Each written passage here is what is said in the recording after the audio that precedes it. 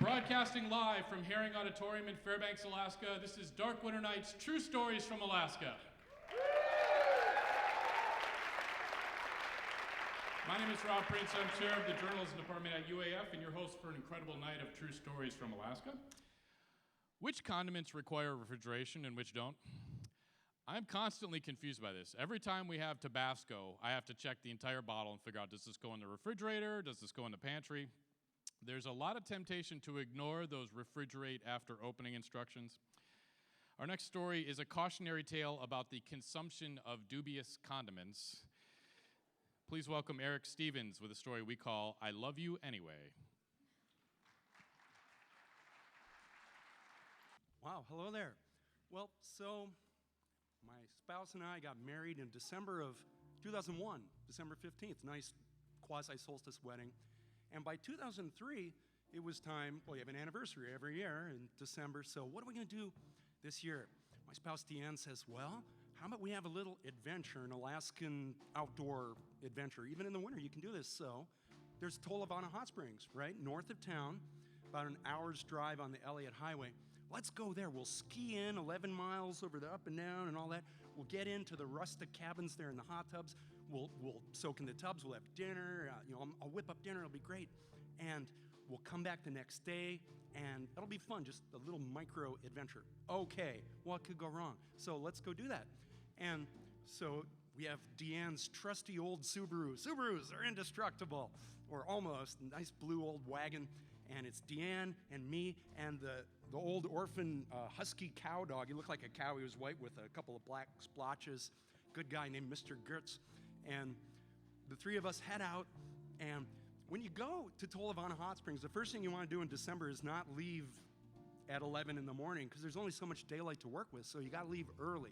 Don't make the classic Fairbanks mistake and leave too late. Don't stop at Hilltop for extra pie. You gotta get to the trailhead. And trailhead is a overly grand word.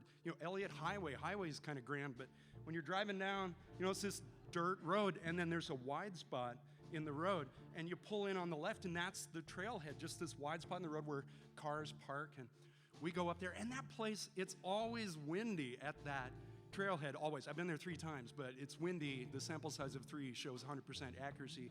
It's always windy at the trailhead. And, well, we park the car there, we get all the gear, we got skis, and then you pull, your gear is in a little toboggan that you carry behind you. Now, if you pay over $100 for this, you go to Beaver Sports, it's called a pulk.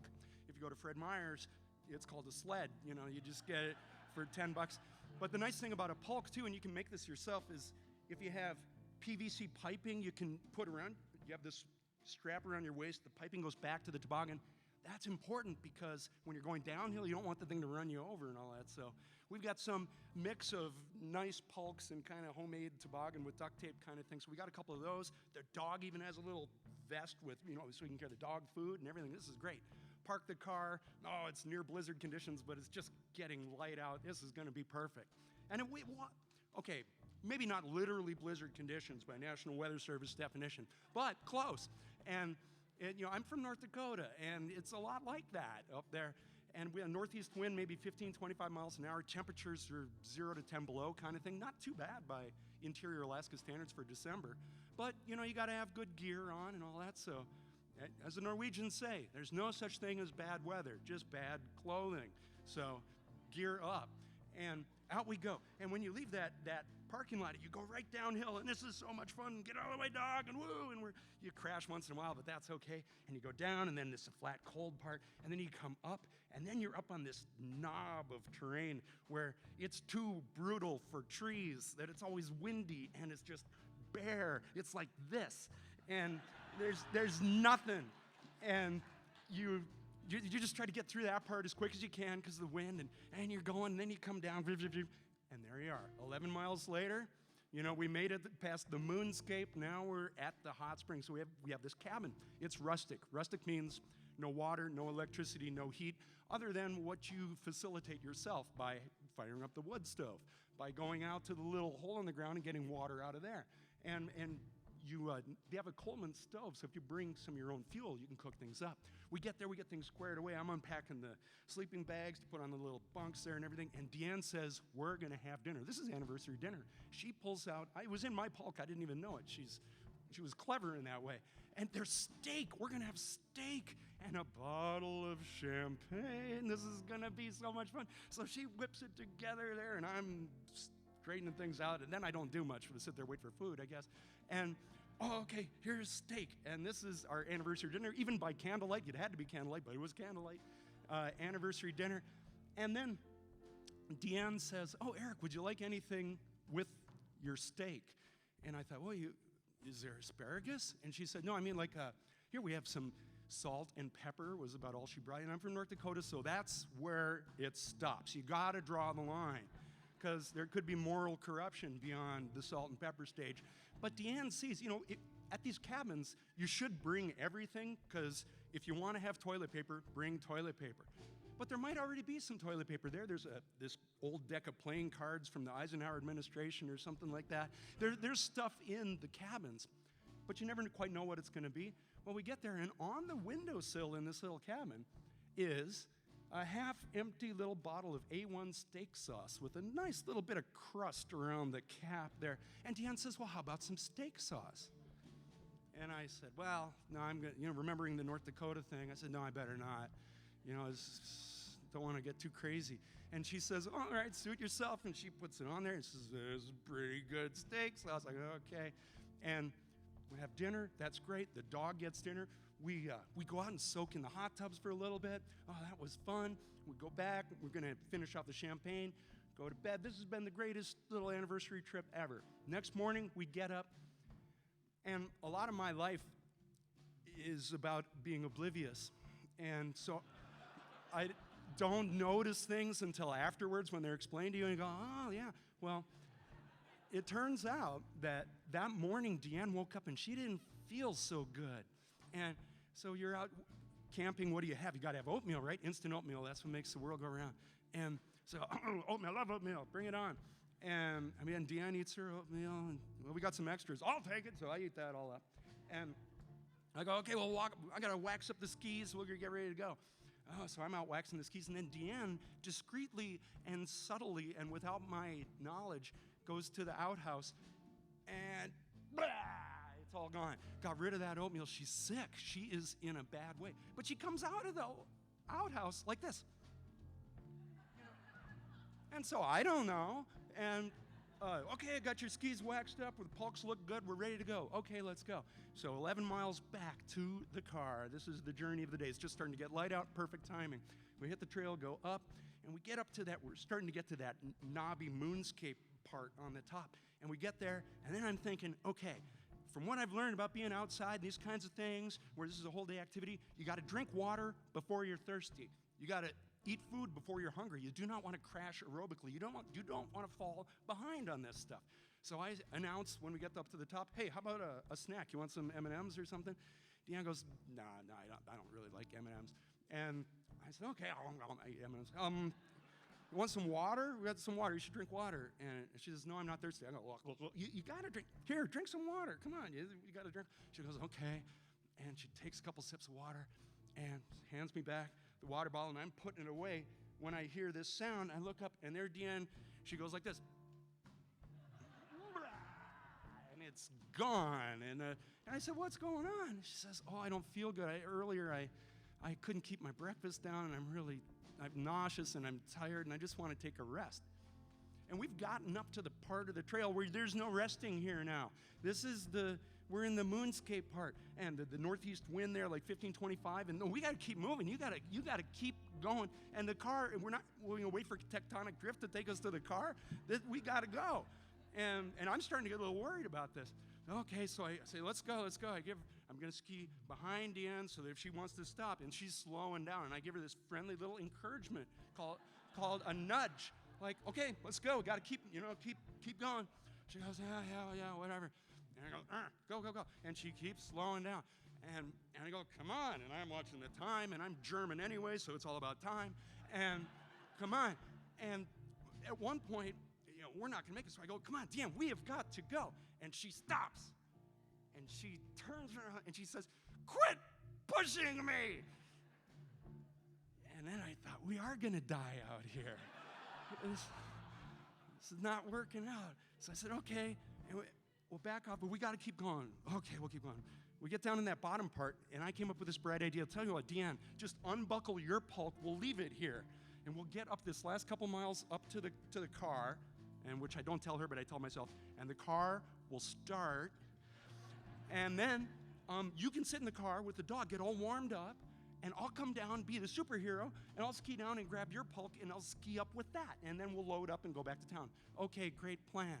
So we get up to the top of that, the last bit, up, and we come around to the right, and there's the parking lot, and sure enough, there's the car with about this much snowdrift on the one side and bare gravel on the other side, because it's all windy up there, and find the keys, get in the car, and I pray to Japanese-American collaboration, and, oh, come on. And it starts, yes. There you go. There are no plugins out there either. So the car starts up, trusty old blue Subaru wagon. "Deanne, everything is working out wonderfully.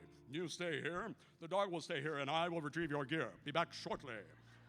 So, I'm like 12 feet tall now, and I ski down there, and I get the pulk, and I turn around, come back, it's slower going back, but, uphill with the weight. Get up there, come around to the right, and I get to the parking lot, and there's no car. And this is a bare piece of gravel. I mean, if there was a car there, you would see it, but still, I turn around. Where's the Subaru? It's gone. And then I thought, you know what? Maybe I really pushed her one too many times. She might be in the car right now thinking, you know what? We've been married for a couple of years. We gave it the good try. And I know that after 2 years, we went from the I love you phase of our relationship to the I love you anyway phase. And now maybe I had just gone over the edge of that cliff too. And she's thinking to herself, you know what? Screw him. This way, it'll look like an accident. It'll look like we'll let Mother Nature do the dirty work out there. And besides, he deserves to suffer just a little as he goes. And I'll tell the police that I was so delusional in my flu and food poisoning that I thought he was in the car with me, and I just drove. He's not very talkative. He's from North Dakota. I thought he was with me. And, well, so now you got to drink before you're thirsty. You got to eat before you're hungry. And then I think, well, I got to find shelter before I die of frostbite. But there's these two pulks now. We have the one that I had brought up earlier, and now Deanne's pulks. And I thought, we got there's gear in the pulks. Nice sleeping bags, 40 below sleeping bags. And then, okay, we can do this. So I empty out stuff. The vision here is I'm going to make a clamshell out of these two pulks, and I'm going to get in there. And the metaphor at work here is clamshell. It is not coffin, even though it could, there's overlap. But so I'm getting ready, and I'm positioning this clamshell so that I can open it up and look for cars as they maybe go by, and then I can go, shields down, and I'm getting ready, and I'm going to get in my clamshell, and then sure enough, toward the east, in the darkness, is these distant headlights through the wisps of snow. I think there's something coming, and I'm thinking, okay, I'm going to jump out and flag this guy down, and I want to flag him down urgently, but not like crazy urgent, like this, because then he'd just keep going or run me over. And so, okay, I'm going to be appropriately assertive. And the car's coming and it starts to slow down. I think, good news. And it's a blue Subaru wagon. And there's Deanne. And I say, hey, Deanne, what's going on? And she says, oh, you know what? It was so cold and windy up here that the car just sitting here idling after it had been here for a full day and a half, it wasn't generating any heat. It was an exothermic combustion that I was just shivering in there. The dog was shivering. So I wanted to get the car under power, so I drove, down the road about 20 minutes or something, came back. And I said, yeah, that's what I thought you probably did. Yeah. So we got back in the car, everything loaded up, the dog's wagging his tail. And so I've learned that, there are times when you can nudge a loved one, but maybe it's good to know also when not to push too hard. And there she is. We're still alive. We're still married. Yeah. And that is it. Thank you all very much. Thank you.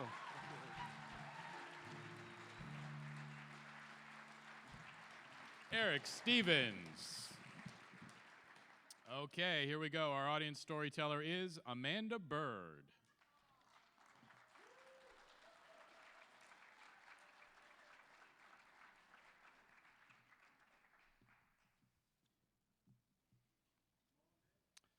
Come on down. Keep the applause going. This is an awkward moment. That's more like it.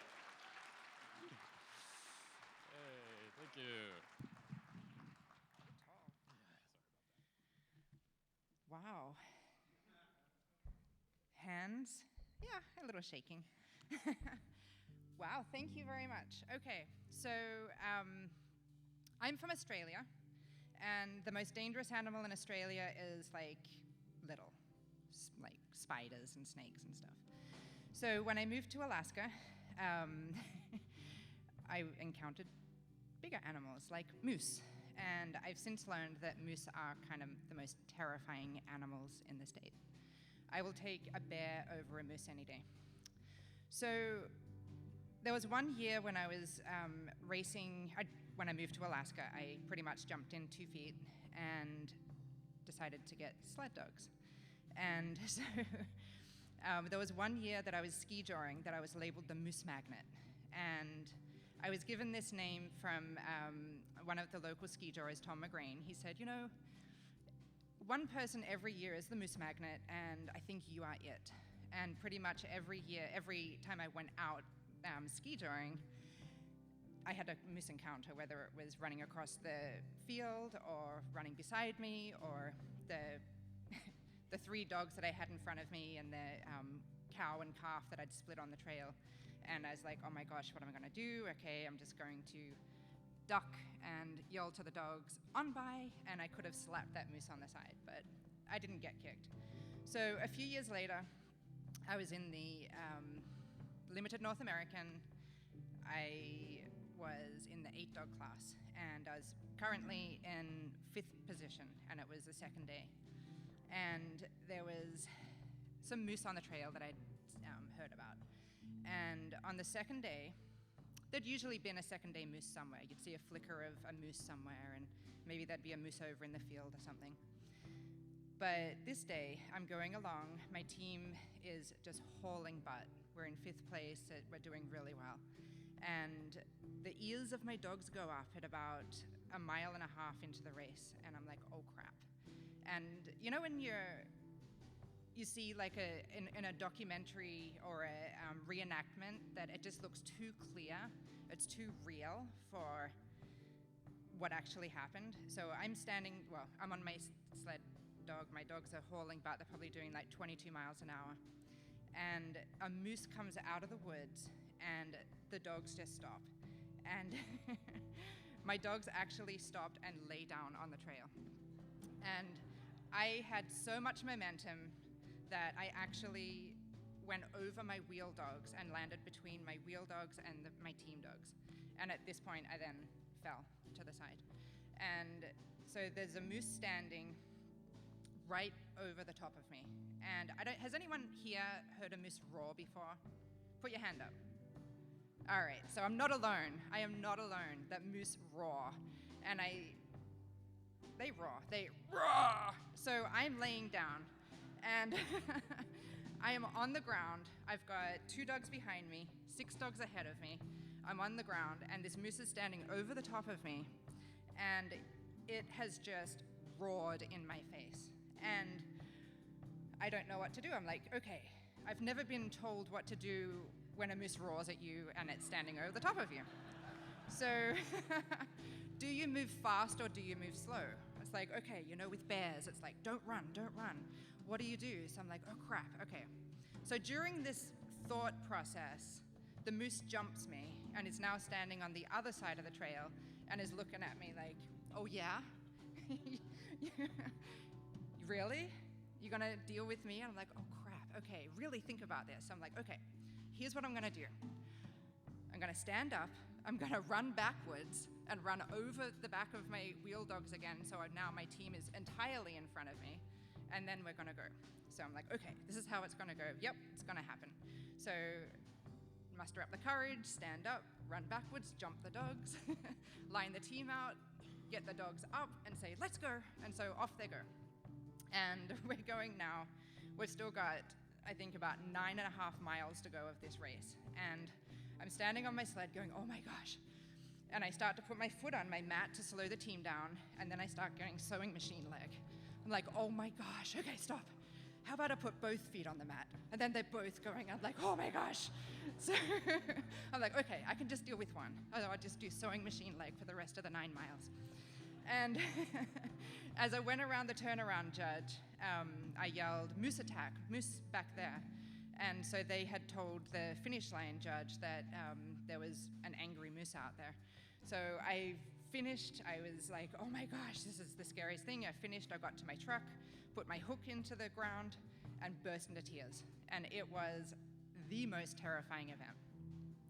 So I had to go out the next day, and I had to redo that tour, redo that course, and, you know, watching the dog's ears, making sure, you know, they're the telltale signs of what happens for you. And there was no moose that day, the second day, but the race marshal had given me a packet of rubber bullets. And he said, here you go, this is for you. And I said, well, what do I do? How do you hold these? When do you like throw them at them, or what is the protocol here? I don't have a gun. And he's like, oh, well, that's not gonna work then. You're supposed to have a shotgun. I was like, oh, well, I don't want to have a shotgun. I'm more likely to kill my dogs than I am anything else. So every single year since that year that I raced limited class mushing, every second day of the limited North American, there would be a moose. And you would see a flicker in the woods, and it was just the smallest little flicker. But it was enough to tell you that there was something out there, and it's like, okay, brace for it. It's gonna cross the path, it's gonna run beside you, something's gonna happen. And it's like, it would happen, you would get through it, good. Second day moose is done. And the last year that I raced the limited North American, second day moose happened, okay, I'm clear, it's all good. Coming home, hauling butt, dogs are doing great. There was a third day moose, and I yelled at that moose. This moose was huge. It was the biggest moose I've ever seen. And I was like, there is no third day moose.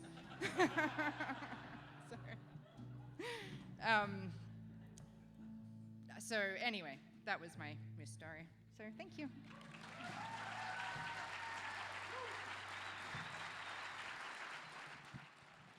Amanda Byrd, very nice. Our next storyteller is a graduate of the inaugural Dark Winter Nights Storytelling Workshop.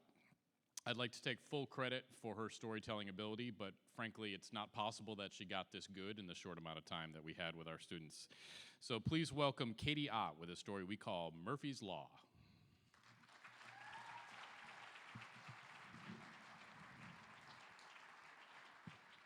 Is that about right? I think so, yeah. Okay. So this story takes place in the summer of 2006 in Prince William Sound. If you guys are familiar with that area, it's just a beautiful coastal rainforest. We were on a remote island in Prince William Sound. We were on Knight Island. It's about 3.5 hours by small boat in good weather from Whittier. We were out there for 3.5 months, so we were there for a long time. And because we were there for so long, we had a pretty substantial field camp. We had multiple tent platforms. We had a weather port for cooking and drying our gear. We had a fuel cache, and we installed a really robust mooring for our boat. And the boat that we used while we were out there for day-to-day work is a little 17-foot Boston whaler, and these are just perfectly suited boats for doing field work in the Sound. They're just really reliable. They float really well. And the boat that we had this year was brand new. It was top of the line, right off the assembly line, and we were able to afford this boat because my advisor was particularly good at writing grants, and she wrote a grant specifically for this vessel, and so it represented a significant chunk of our budget for our research. And it was also really important to her sentimentally because it was named after her dearly departed dog, Gaia, who had passed away the year before. So Gaia had spent several field seasons in the Sound with my advisor, and naming the boat after her dog was another way of kind of keeping the dog close, and it was always a reminder that she's still out there with us. So we had about half a dozen people in camp with us at any given time, but there were several of us that were there for the whole field season. So we had my advisor, myself, her dog, and then another graduate student who was studying botany. And for this story, I'm going to call him Murphy, and that's an appropriate name because he was incredibly accident prone. I'm not saying that to be mean or to poke fun at him. He's now an accomplished professional. He has a career. But even he would admit that he was just super accident prone. Anything he got involved in kind of went south in a hurry. So just a couple examples. One day he was entering data in his field notebook, and he was walking along in the forest, and he walked off a 15-foot cliff. That's kind of a big deal because we're a long way from medical attention. So luckily that day he walked away with just a sprained ankle, but it could have been a lot worse. Another day, we were on site, and he was crashing through some understory, and he was holding these branches back, and they slipped, and they whipped back and hit him in the face, and it actually tore his cornea, and it was incredibly painful. He had to be medevaced to Anchorage for that one, and then he had the honor of wearing an eye patch for more than a month, so he recovered from that as well. So he was accident prone. But he tried really hard. And there were a few things in camp that he kind of struggled with, like starting the fuel stove in the cook tent, or gathering fresh water for drinking, or tying up the boats. So when we got to the camp, we had to learn how to tie up the boat to the mooring. And to do this, we would use a bowline knot, and we all had to learn how to tie this knot and demonstrate that we could do it proficiently for our advisor before she would let us tie up the boat. And the bowline knot is fantastic. If you've never used one before, it's easy to tie, it's easy to untie, even after you've put a lot of tension on it. So it was the knot that we used by rote to tie up our boat. For whatever reason, Murphy just couldn't figure out the bowline. Our advisor taught him. We kind of coached him. You could actually sit with him and guide his hands through the motions. And he could do it, and then you'd step away and say, okay, your turn, and his knot would fall apart. And it was kind of frustrating for him, but it didn't really matter because the rest of us could step in and kind of do it for him. And we knew that he was trying really hard. That was obvious, so it wasn't a big deal. So, this being Alaska, we're used to all kinds of weather, and occasionally we would have weather days, small craft advisories, where we wouldn't be able to go to work. We'd be stuck in camp. We'd just stay in the cook tent all day. But there was one storm in particular that was really memorable, and this was a gale warning. And those are fairly uncommon inside the Sound because it's pretty protected. But we knew that the storm was coming. We'd been listening to the marine radio, and it was forecast to hit overnight and then continue for a day or so beyond that. And so as we're coming back to camp this day, we knew there's like all this stuff we got to take care of to kind of batten down the hatches for this storm. So we hit the beach and we just scatter. And one person's grabbing gear and storing it under the weather port, another person's taking stuff off of lines and putting it away safe. And we all just have these chores that we got to get done. But we finish that up, and we kind of relax, go back to the cook tent and have a nice hot meal. And the storm's starting to pick up. And we just, visited in the cook tent, told stories, played cards, ate snack food. We knew we didn't have to go to work the next day because it was going to be a really bad weather day. So we just, we stayed up pretty late, and it was probably 1:30 before we turned in. And as we were heading off to our tents, we checked out, looked at the beach, and, squinted into the, the rain and the waves, and you could see the Gaia was riding high. She was still out there, so that's good. So then we headed up to bed, and I crawled into my sleeping bag, and I was just kind of, settling down for the night. And, listening to the waves crashing on the beach. It's like, is that something hitting the beach? Nah, it's fine. Like, I hope the boat's okay. Who tied up the boat today? It was Murphy. Murphy tied up the boat today. And I don't know how it escaped our collective memory, or our collective attention, that when we all got back to camp, we had these tasks that we were fixated on accomplishing. And so when he volunteered to tie up the boat, nobody raised a red flag. And so I'm thinking, like, oh God, what do I do?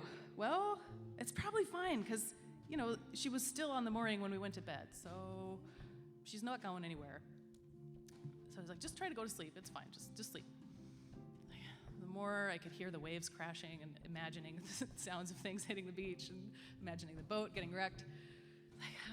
And then, of course, I thought, in the morning, if the Gaia is either gone or wrecked against the beach, I'm not going to be able to look my advisor in the eye and say, I definitely didn't realize that there was a potential huge problem and I did nothing about it. So I begrudgingly realized that the only way I'm going to get any sleep is if I go check that knot. So I haul myself out of bed, and I put on my clammy rain gear and my extra tufts, and I trudge down the trail to the beach, and I grab my PFD along the way.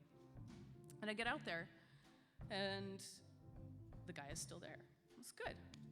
And the tide is also really high, so that's good. That means I don't have to drag the dinghy too far to get to the water.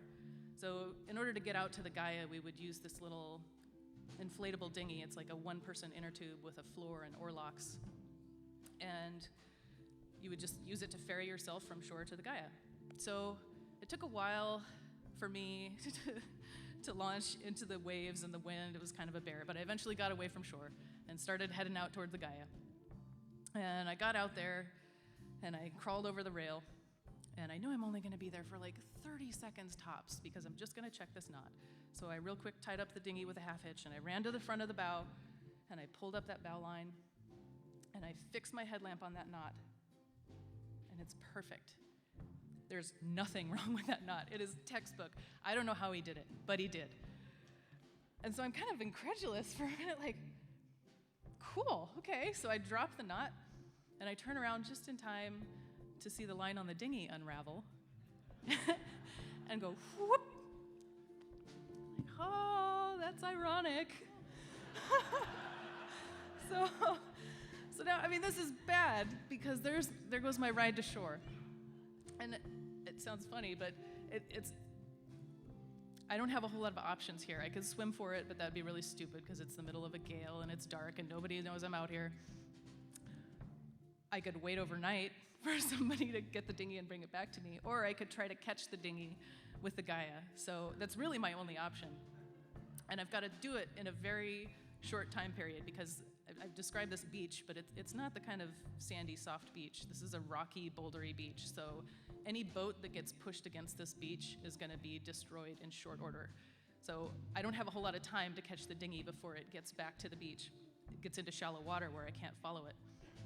So I run to the center console of the boat, and these whalers are built so you stand up and steer from the center. And when you turn the ignition switch, it makes this like high-pitched beep. So it starts right up, and I run to the front, and I untie that perfect bowline knot, and then I run back to the console, and I throw it in gear and whip around and start the most intense medium-speed chase you've ever seen, because I don't have a whole lot of freeboard. I know, and the waves are kind of throwing off my mental map of what the shore looks like and how much draft I actually have, but I know it's not much.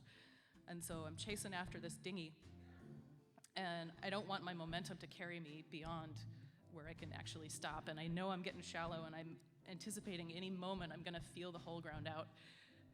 And so I raise the prop about halfway, because that's what's in the water the deepest. I don't wanna bust the prop, but when I do that, it means I also don't have as much power or maneuverability. So the prop is half raised, and I'm slowly chasing after the dinghy, and I know I'm gonna wreck this boat. And then eventually I somehow catch up to the dinghy, and I just bump it with the nose of the Gaia, and so I run to the front, I grab the line on the dinghy, and I head back to the console.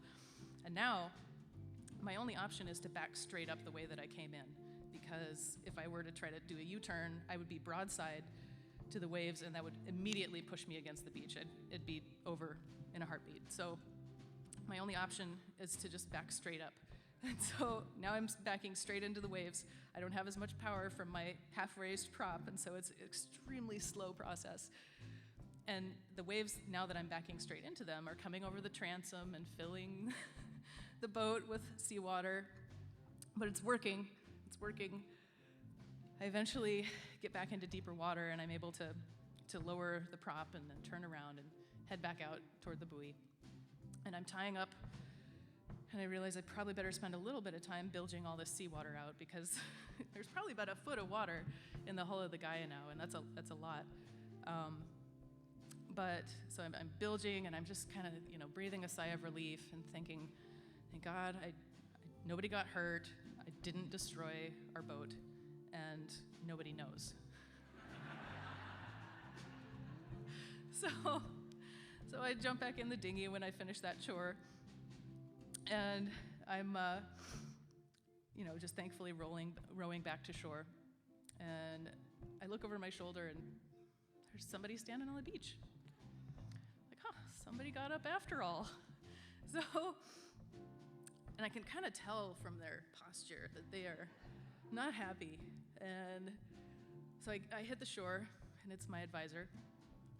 She is displeased. Understandably so. So it turns out that when I started the engine and the ignition went beep, her dog heard that and alerted her that something was wrong. She thought maybe there was a bear in camp, but it turns out her grad student was taking the boat for a joyride in the middle of a gale in the shallow end. So she came out at 2 in the morning in her rain gear to see this entire circus unfold. She had a lot of questions for me. And she was upset, and understandably so, because number one, she is the primary investigator on this study. She's responsible for everybody's safety, and I definitely should have told somebody what I was doing. Number two, she is responsible for an incredibly complex budget and logistical plan, and the crux of that plan is this boat. And if this boat is not operational, then we've wasted tons of money and lots of people's time. So if something were to happen, it would have been really bad. So to this day, Murphy doesn't know that I doubted him that much, and I would be really embarrassed if he found out. I learned a few things. The first is obviously, no matter what, always use the appropriate knot for the right situation. And second, maybe don't be so quick to write somebody off when they make a mistake or two, because they just might come back to surprise you, like Murphy did. So that's my story. Thanks for listening.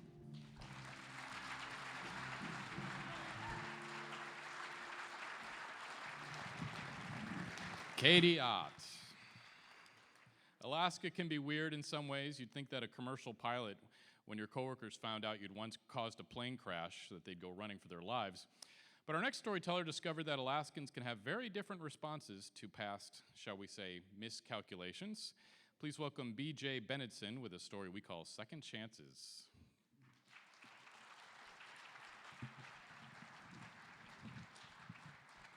Thank you. I think I know that pilot who was just mentioned.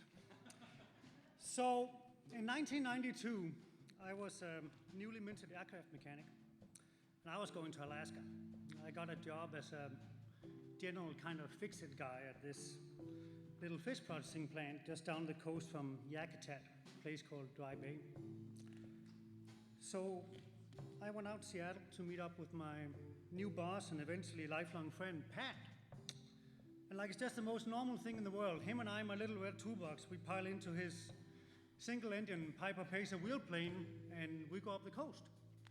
I remember sitting there looking at that rugged British Columbia coastline thinking, this is really cool. I really like the way people do things here. And I don't know how many of you transplants remember your first summer, but mine was just fantastic. It was just, every day was an adventure. It didn't matter if you didn't know how to drive a forklift or run a 1952 surplus army boom truck. Somebody showed you how to do it, and you were on your way. Nobody cared if I'd never seen an industrial refrigeration system with a 10-ton ammonia compressor, or a Korean War vintage generator set, or the inside of a washing machine. It's like, well, you're a mechanic, right? Just figure it out. Just do it. Just make it happen. Just make it go. We don't care how you do it. And some of you may take that for granted, but I tell you what, to a recent European transplant from a small, somewhat stifling Scandinavian country, this was incredibly liberating. So sometime during this period, I managed to acquire an airplane. And that was when, a young guy in his early 20s who was a little bit handy could actually buy a beat up little plane that needed some work for maybe what you'd pay for a used car, a good used car. And I really had the best intentions of getting my pilot's license and completing my flight training by the end of the season. I had hooked up with this bush pilot flight instructor guy in Yakutat, but it just didn't work out. September rolls around, we're packing up camp, and I still don't have a pilot's license. But I was pretty handy with the airplane by then. And I decided, you know what, I have friends, classmates from A&P school in Fairbanks. I'll just fly the plane up there, and I'll get organized. So, late September, I nailed the last piece of plywood to the last window, and I'm the last guy out of camp.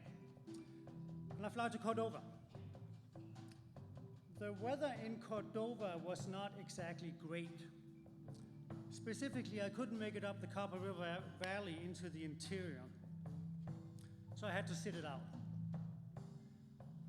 And partly because I was cheap, and partly because I didn't want to draw too much attention to myself in my licenseless state, I didn't camp at the municipal airport, which is right downtown and within easy walking distance of things that make it more pleasant to sit out the weather, like bookshops and coffee stores and showers, stuff like that.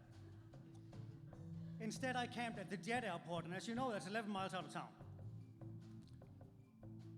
And a Cessna 150 is not designed for sleeping in. But it can be done. Take out the one seat, and I could lie down with my feet under the instrument panel and my head is back in the fuselage, and it actually wasn't too bad.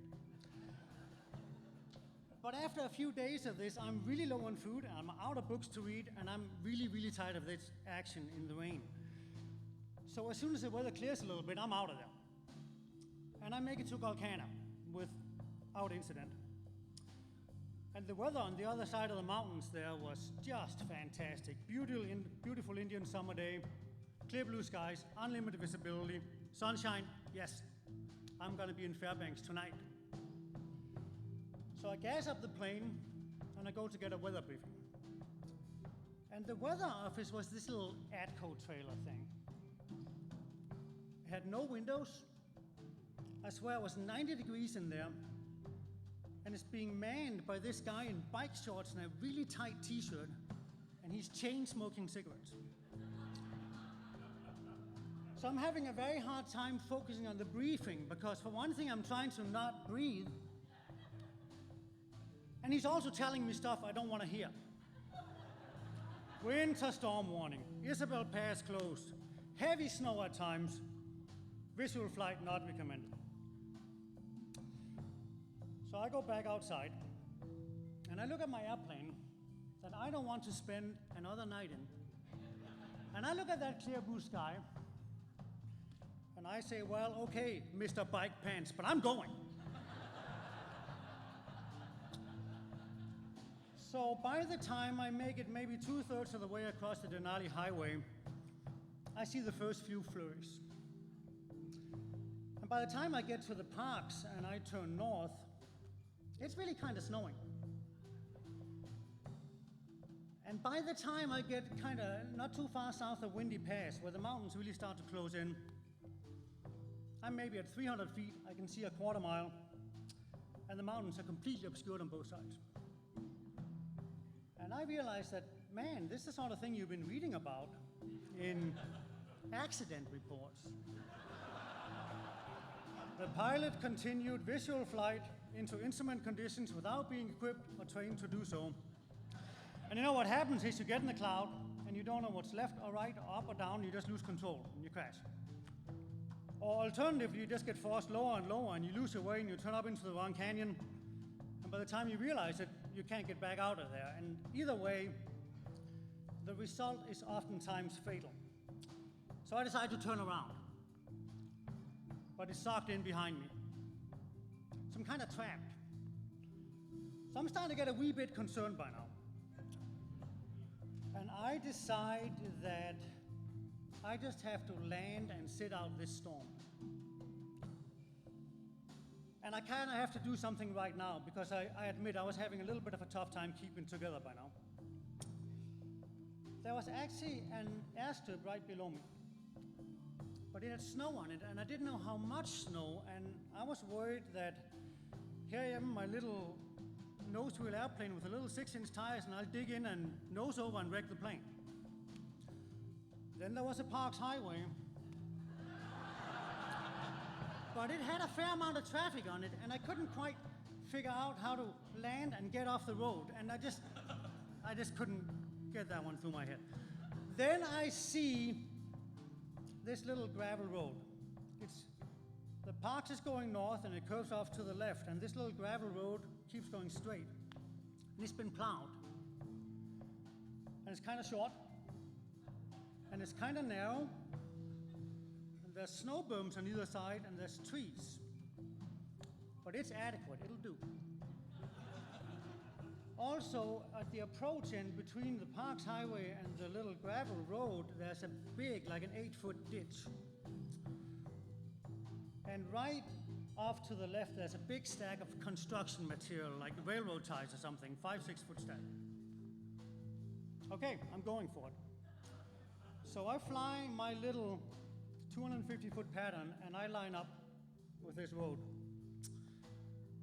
I'm kind of low, and I'm kind of slow, because I was really concerned with overshooting and crashing into the trees on the other end.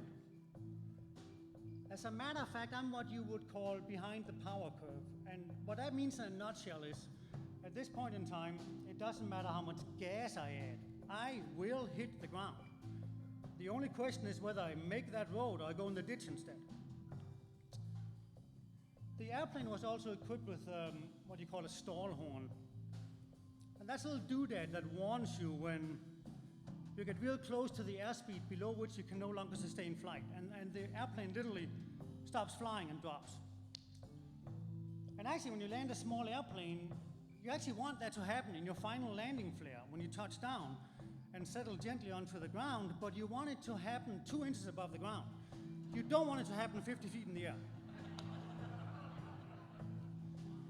So I come around, I'm lined up. The stall horn is going beep, beep, beep, beep. I'm hanging on the prop. I got the stick all the way back in my lap. I am flaring. This is it. The ditch is still coming up. Out of the corner of my eye, I see my wingtip just clear that stack of railroad ties, and I touch down. And that is probably the only piece of airmanship in this whole sorry tale I'm just a little bit proud of. I did not waste any of that landing area. Unfortunately, I didn't do so good on the rollout. Somehow I caught a gear leg on the snow berm, and next thing I know, I'm hanging on the seatbelt, my face is an inch from the instrument panel, the props wrapped around the cowling, the nose gear's tore out, tail's up in the air. And that's when I realized I'm not just gonna sit this out and fly out of here later. So I undo my seatbelt and I sort of spill out on the ground, and I was pretty shook up by now. So I go out to the road, I flag somebody down, very nice lady. She takes me to a house. I make a few phone calls. Between this and that, it's maybe an hour, hour and a half before I get back to the plane. And when I got back there, it looked like somebody had poured buckets of blue Kool-Aid in the snow around that plane. It was the avgas that had been leaking out of that carburetor, the plane sitting on its nose. I hadn't done anything to secure the plane. So, oh my goodness, I run over, I turn off the fuel, I turn off the switch, and I think, gee, I wonder if my emergency locator beacon that's designed to transmit an impact has been sending out a distress signal for the last hour and a half. So I quickly switched to the emergency frequency, 121.5. Beep, beep, beep. And as soon as I turn off my beacon, that stops. But. The weather is really, really bad. I mean, surely nobody's out looking for me. I should still have time to make this look like it's not an accident.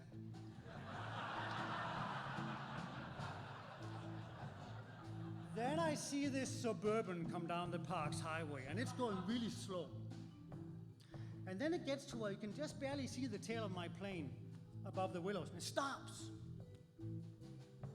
And then it comes around and comes in this little road I'm crashed on, and out steps a guy in a park ranger uniform. And he was actually very nice. He was very excited. Oh my God, I'm so glad you're okay. We're out looking for you. We had to land. The weather got so bad. We took the truck. It was our last chance to find you, and you're here and you're not hurt. We're so glad. And I really don't want to appear ungrateful. And I fully understand that these two guys, they put their lives on the line to look for this idiot. But right then and there, I really wasn't too excited to see the authorities. So now the cat's out of the bag. And I had to go to Fairbanks and confess my sins to the FAA. And they actually thought it was pretty funny. And they were very merciful. And all they did was suspend the license I didn't have for 90 days.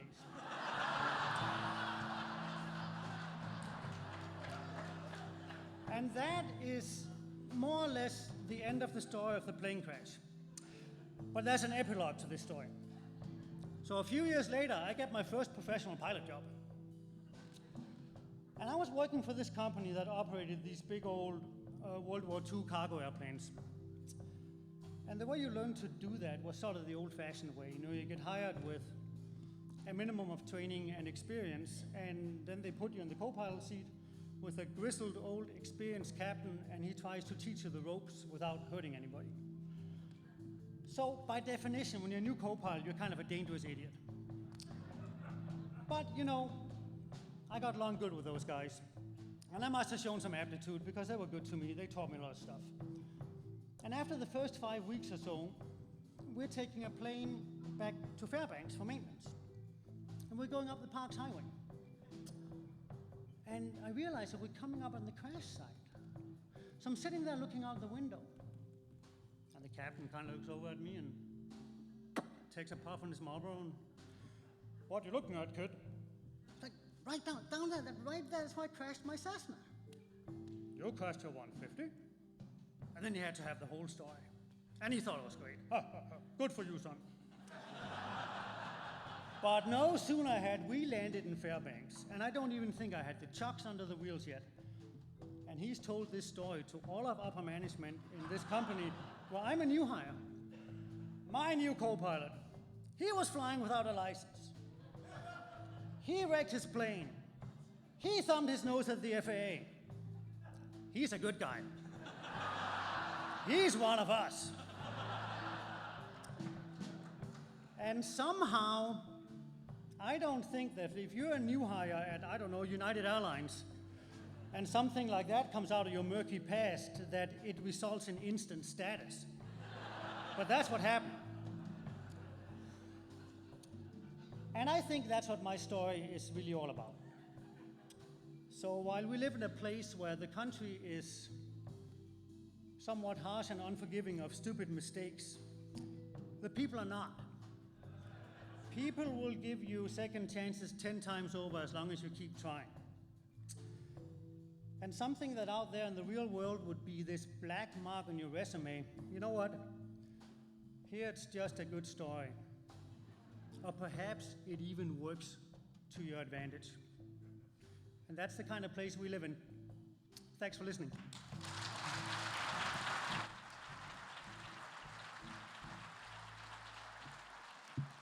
BJ Bennedsen. Thanks so much for coming to Dark Winter Nights, True Stories from Alaska. The goal of our program is to share true stories from Alaska with the world, and your support tonight helps us to do that. Remember that we always need your stories, so fill out the form on the program, or you can submit them right at darkwinternights.com. We're always looking for volunteers, so you can also check that form in the back of the program. And tell your friends about us. Let them know that reality TV is not the only place they can get their Alaska fix, right?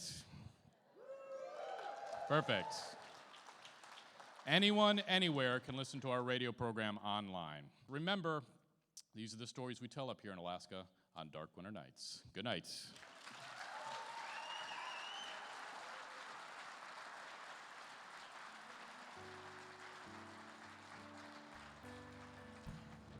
Thanks for watching this video of our last Dark Winter Nights True Stories from Alaska live event. What I'm hoping you're thinking right now is how much fun it would be to see one of these events live and in person. And if you are thinking that, then I have some good news for you, because our next live event is coming right up on April 14th at 7 o'clock p.m. in Lathrop High School's Herring Auditorium. There's more information at darkwinternights.com. We hope to see you April 14th at 7 p.m. in Herring Auditorium.